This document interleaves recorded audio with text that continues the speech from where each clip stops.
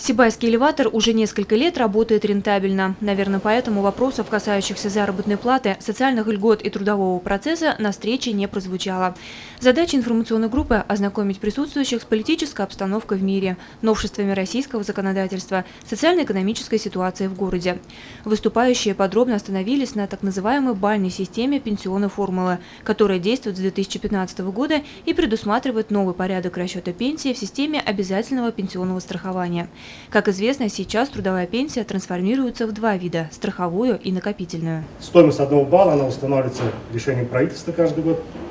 Допустим, в прошлом году была 74 рубля, сейчас 78 рублей. Вот надо 30 баллов, соответственно, 15 лет стажа. Вот при этих условиях будет назначена самая минимальная пенсия.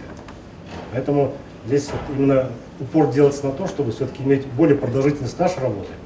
Соответственно, чтобы зарплата была хорошая, да, и вот эти баллы набрать. Представители отдела ЗАГС рассказали об юридических тонкостях регистрации в 2017 году.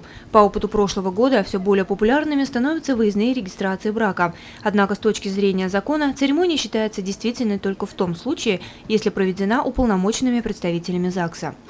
Работники здравоохранения порадовали присутствующих вестью о том, что в скором времени в Сибае ожидается запуск магнитно-резонансного томографа, который позволит на месте проводить серьезные исследования.